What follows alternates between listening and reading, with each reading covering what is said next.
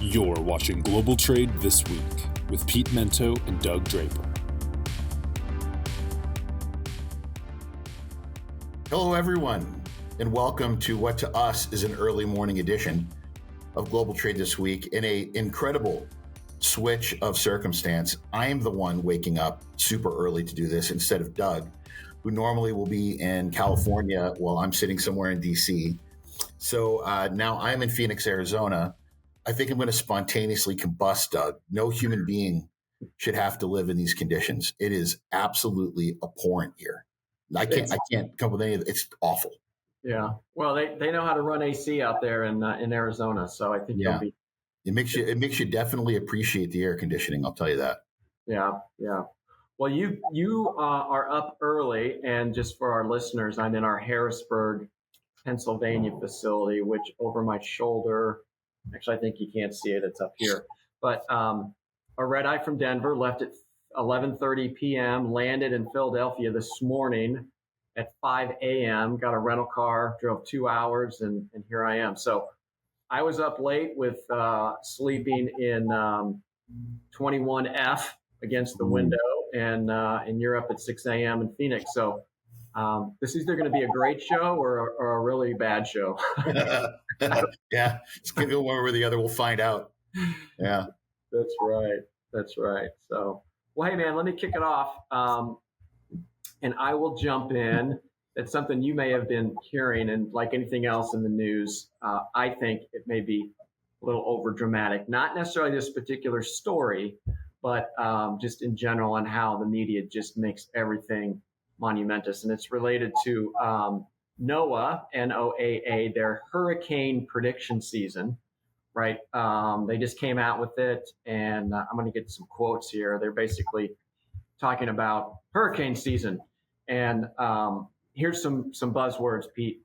Frightening forecast, Atlantic hurricane season unlike no other. What to know about the alarming hurricane forecast for 2024. So that got me thinking, all right, well, what does that mean for us on global trade and transportation? And I think that carriers, nobody in particular, right, potentially could take advantage of this coming season. One, because that industry's been so deflated recently. I'm talking about primarily domestic full truckload, LTL as well, but I'm thinking more towards full truckload. And what a great way to boost revenues and maximize an opportunity then in strife and where you need relief.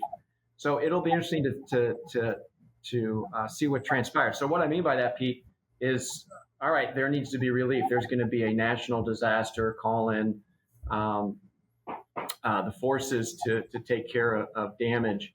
And will carriers take advantage of that? I think the answer will be yes. Will it be enough to have ripple effects across our economy? It depends on how severe they are. I remember a story, Pete. There was a hurricane down in New Orleans where they were trying to get ice down there to help the folks. And there were truckers that got contracts through the government to deliver supplies and things down there. And there were trucks with ice that would sit for days and not do a darn thing but wait till they get marshaled into the areas they needed to get into. And they were just crushing it with price gouging, for lack of a better term, right? You just sit there and you idle all day long and you're just cashing checks from the U.S. government. And so if the hurricane season is what they are predicting, I think there will be carriers that will take advantage of that situation. And depending on how bad the season is, it could see ripple effects. Now, I'm speaking more of the independent, maybe smaller guys who are just trying to put a meal on the table that are looking for the opportunity. So maybe that's a negative take on it, Pete, and certainly hope it doesn't happen because that means people are in despair. But I think it's a real potential, especially if the actual hurricane season is what they predict. So I don't know, maybe a little bit doom and gloom on the human condition, but wanted to get your thoughts on that. Well, first, it was funny when I was looking at the topic. I just mentioned the other day the tornadoes just the crazy number of tornadoes we're seeing in America right now. And that has an impact and effect. There were a lot of warehouses that were hit. Roads are impassable. It does cause delays. But the second half of this is we are big believers at Global Trade this week in the concept of supply and demand. If you need space in a warehouse and I've got it and nobody else does, well, that's going to affect the price now, isn't it? But in the other direction, if no one's using space right now and I have it, I'm probably going to do something with my rates. So as much as the inner conspiracy nerd in me, wants to look at like the rising prices of ocean freight right now are pretty ridiculous, and what's going on with air freight. I gotta rein it in a little bit. I gotta keep reminding myself, the companies that are moving this are only going to put out as much capacity as they feel they can control and make a profit on, and they're smart enough to know not to put overcapacity ever in a market. But these smaller companies, like you mentioned, they're out for themselves, and that cost can trickle down. But I think they run on the same principles, supply and demand, like what we had back in COVID. But I agree with you, Doug. I think, these natural disasters and what is probably going to be an awful hurricane season, they always have an impact. But imagine now it's going to be on a broader scale if we have more of them. So I agree with you. I think it's going to have a pretty ugly impact on rates and capacity. And, as someone with a lot of friends and family on the Gulf Coast, I just hope we don't get a big nasty one again. Mm-hmm. Yeah. Interesting perspective on it for sure, but it's a reality. But anyway. All right. What you got for your first one there, my friend? Well, I couldn't come on the show and not talk about the 301 tariff expansions, but I'm looking at it from a different side. Mm-hmm. I'm trying to be more open-minded, Doug. All these years of therapy have taught me to look at the condition of the other people that are being impacted, not just myself. So today I'm going to talk about China and what this means for China. So the expansion of the 301s into 100% tariff on electric vehicles, the 50% tariff on semiconductors, and then the additional tariffs on all these other things like aluminum extrusions. Yes, if I were a Chinese company, so let's look at them first, this could be a real pain. But remember, the subsidies that they got were the reason that these tariffs are in place. So there's every opportunity for China to just give them more cash to keep things going and lower the price, to make it more appealing to an American buyer. But the second half is, how do they respond? There's a lot of tit for tat that goes on when it comes to tariffs. The issue we've got is we don't export that much to China. And what we do export, they've already kind of beat the hell out of for the most part. But there's really two areas they've decided they're going to focus on. The first is the chemical industry. Lots of specialty chemicals, things that go into pharmaceuticals. And the second, of course, as always, agriculture. Mm-hmm. So they're going to end up going after things like sorghum and barley and wheat, certainly rice. They're definitely going to come after livestock, frozen livestock that goes over there. Again, the U.S. government might just jack up subsidies to farmers to make it better. But one way or the other, they've got to find things that they can impose their will on. Another might be the import licensing and export licensing to America of certain products that we can't get anywhere else.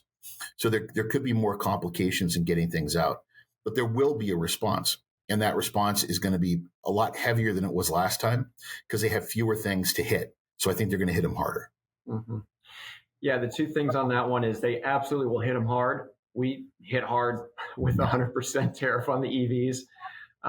But the one piece, and the good thing about this show, Pete, and the fact that it's so genuine is that you and I don't know exactly what we're going to talk about and the retort. But the very first thing I thought of is, where do you hit home? The American farmer. And who takes care of the American farmer? The U.S. government. So I was absolutely going to say that I think you're going to see some tariffs imposed there.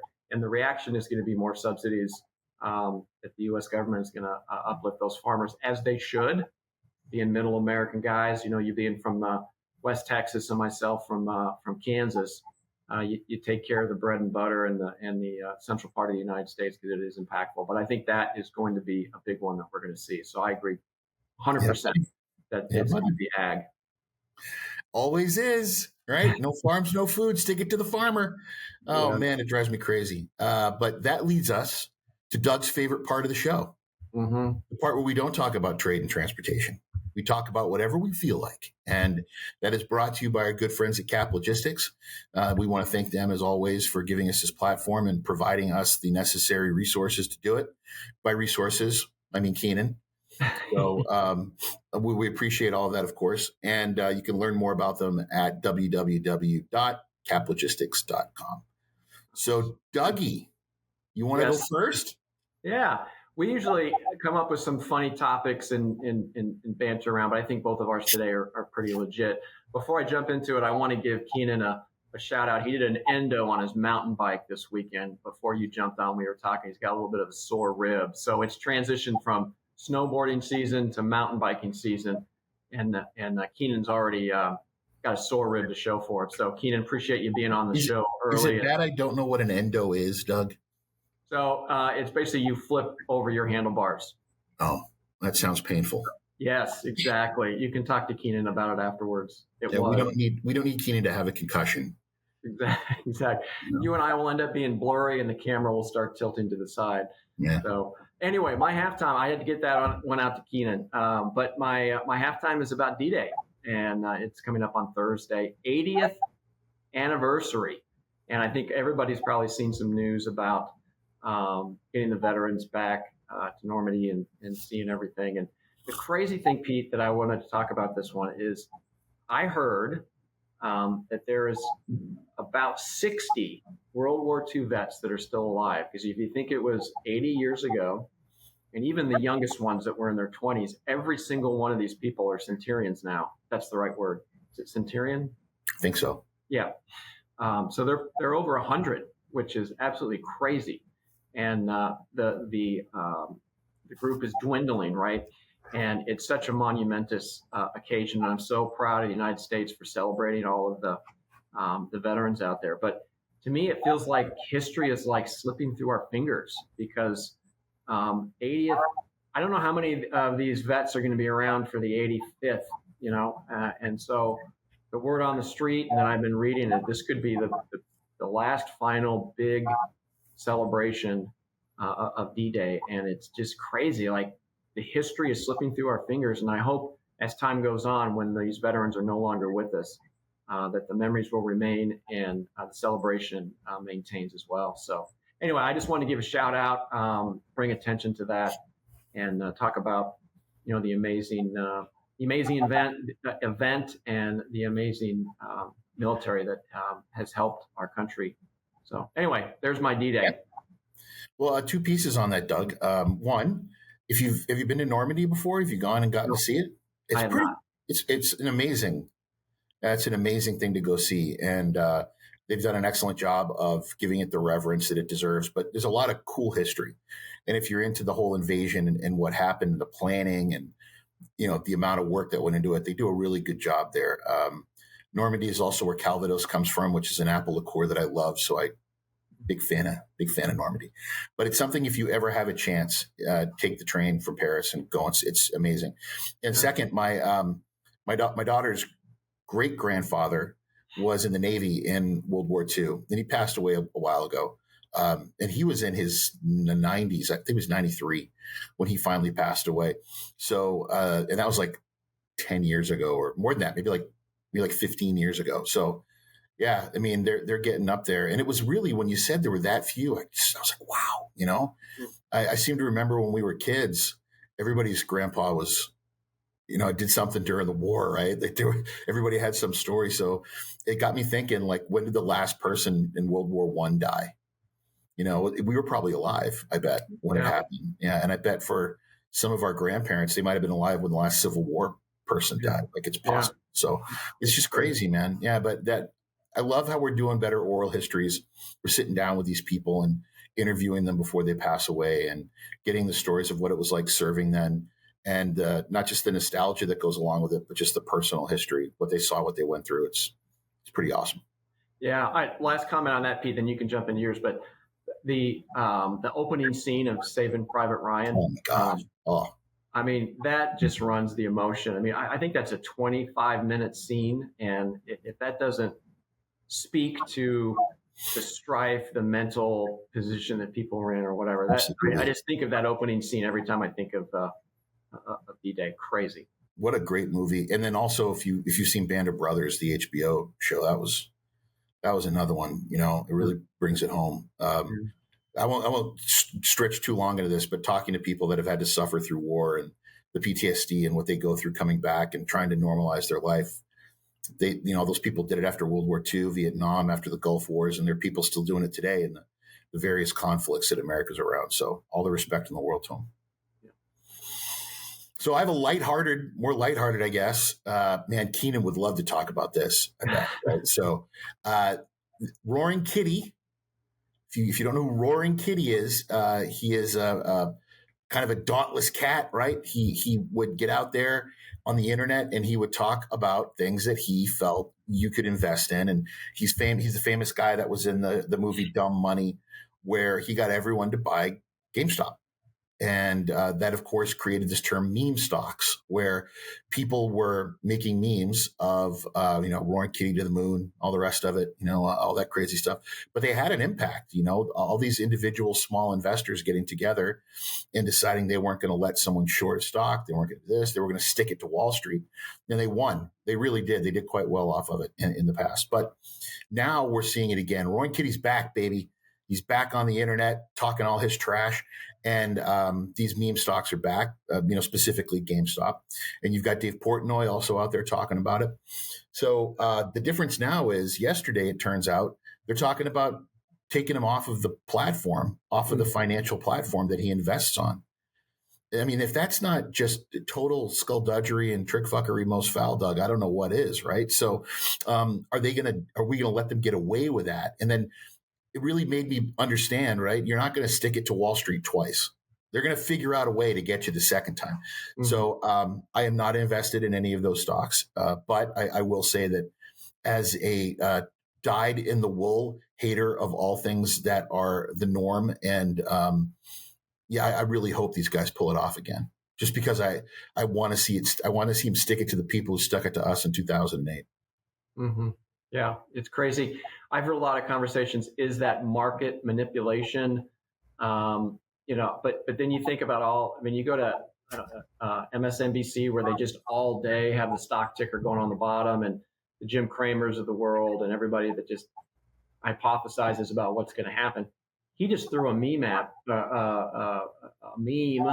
with somebody with a game controller leaning into the computer, and all of a sudden the stock just blasts, to the stratosphere.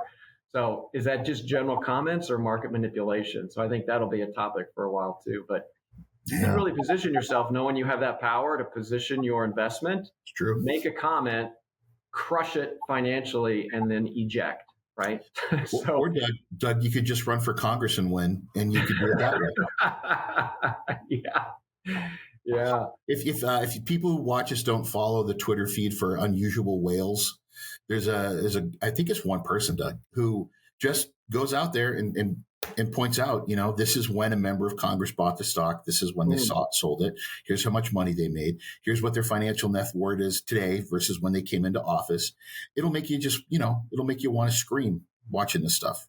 So what's that called again? Unusual Whales. Okay. Yeah. And another great website for all of you that maybe are politics adjacent. It's called opensecrets.org, I believe. And it's an organization that compiles all of the financial donations that are made by individuals, corporations, and estates, and it puts it out there. So like you can run my name, and you can see the money that I've given to people in the past. You can run Doug's name. You can run anyone's name, because it has to be publicly made available. And you can find out what political parties your company might be giving money to, or individuals for that matter. And most people don't realize they can do that. So Interesting. All right, man. Well, it's a nice halftime. I liked it. It wasn't too outrageous. And again, brought to us by Cap Logistics. Can't thank them enough. So going on to the back half of the show here, you made my second topic. You made mention to it here at the very beginning, related to ocean freight rates starting to skyrocket. I was talking to a friend who's in the freight forwarding business the other day, and he was pulling his hair out related to spot market pricing, non-contract related stuff where there are blank sailings. What is quoted today will be different on Friday. I think he said it was like 10 grand to get an ocean container to Chicago. And all of this is starting to boil up, and we haven't even hit peak season yet as far as the peak of peak. So I think that things are going to pivot. It may not be so much manipulation from the steamship line cartels, so to speak. It just could be, well, let me backtrack that a little bit. They could be positioning it with the blank sailings and things of that nature, but it's going to happen. If you're in the spot market for ocean freight, spot market for air freight, you better have a plan B and put your bootstraps on, because it's going to be a wild 6 months while this thing transpires. I didn't realize how dire the situation was until I talked to my friend, and he said that he hasn't seen anything like this since the heyday of COVID, which wasn't that long ago. But still, he was blown away about how fast things have pivoted into the situation we are right now. Yeah. I go on a lot of sales calls with one of our sales executives, and it's coming up in such a big way every single call. We spend a lot of time talking about how there's been this, just like you said, stratospheric rise in the rates and what's causing them, what can be done about it. And a lot of people had decided that they were going to put a bigger part of their volume in the spot rate basket because of where rates have been going the last couple of years. And it turns out that might not have been the best decision. But this is a kooky business, man. Like it doesn't take much to give a reason to do blank sailing. It doesn't take much to give a reason to manage capacity one way or the other. And the ripple effects, that butterfly effect and how it hits our entire industry, it's just undeniable. Mm-hmm. Yeah. Well, it'll be interesting. Like most of our topics, Pete, we're forward thinking. And so it'll be interesting to see what transpires in the next quarter. Yep. Doug Stradamus. That's right. So, all right, yep. My last topic is sure to make Doug angry. So there was a new, a few weeks ago, China unveiled and launched its latest aircraft carrier. And what's fascinating about it is nearly all of the aircraft that are on it are drones. So they are unmanned drones, and they are connected drones, swarm drones. And the reason that this aircraft carrier was built was to deal with American aircraft carriers. Our American Navy, our aircraft carriers are badass. There's no other way to put it. But they are not, they're not unsinkable. There are ways that you can get around them. So what China has done is they've built just gigantic clusters of connected drones that they will move against ships that will maybe possibly overcome the Aegis system and overcome these very sophisticated radar systems. So they're out there. We've also got, China has been pointed out again by the Pentagon. Again, there was a Wall Street Journal article yesterday coming out of it. Some of the tip-top people in Space Force and the Air Force and Cyber Command saying again that China appears to be ramping up a possible way to first strike the cyber capabilities of another country, namely us. And they will be doing it in the outer reaches of our defenses in the Pacific. So it's clearly, it's a way for them to be able to knock down our networks throughout the three line strategy, starting out in places like Tinian and Samoa and what's the one? I can't remember the other one, Saipan, and, moving in the islands back from there in places like, Hawaii, all the way to Hawaii. So this is maddening to me because what's being done? We're looking at all of this, this type of warfare, this new type of warfare, and we're not really putting the necessary emphasis on trying to fix it. And then secondly, what about trade? So how much of this is going to be the infrastructure of the supply chain that they're going to come after? Again and again, every report you read, if it's not the power grids, if it's not water, it's transportation infrastructure. We are so dependent on foreign inputs that going after ports, going after customs, going after freight forwarders is an excellent way to disrupt the American economy. What the hell are we doing? So are we going to legislate something? Are we going to come up with some sort of regulation that's going to require a heightened awareness and heightened defense against cybersecurity? Or are we going to continue to leave it up to companies who, until they get hurt, aren't going to do a damn thing about it, Doug? And our industry has been absolutely just wrought with peril with regards to this. Companies that have had incredible impacts and individual companies that use those freight forwarders that got impacted by it. Something's got to happen, Doug. And I think it's going to come down to a regulation. Mm-hmm. Well, like I always say, Pete, I'm from the U.S. government and I'm here to help you. So we'll see.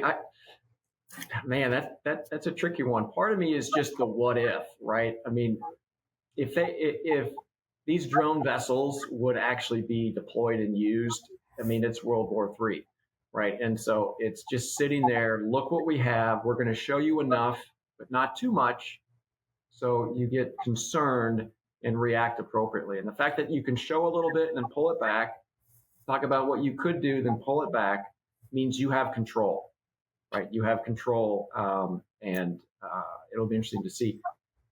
I mean, other than just rolling out these massive kick-ass, carriers that we already have in place, muscle against might, it'll be interesting to see the legislation piece of it. What would they legislate? I don't know. What do you think? They would have to legislate some kind of bare minimum for cyber, for one.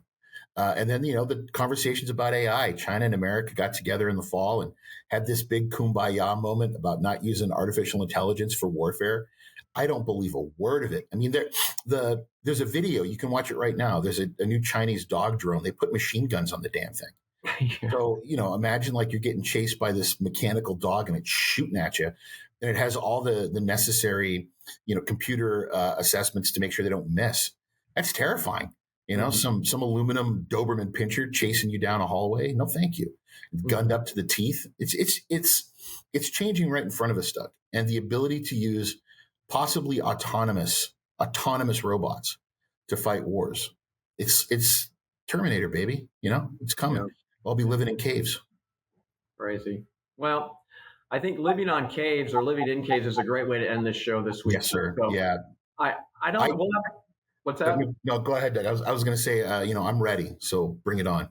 Yeah. No, well, I think our listeners will have to determine if the show was a good one or a bad one with the sleepiness of the both of us. But I think we did pretty well for minimal sleep and up early. So anyway, as I said with the listeners, we appreciate you engaging with us every single week. Global Trade this week wouldn't be here without you.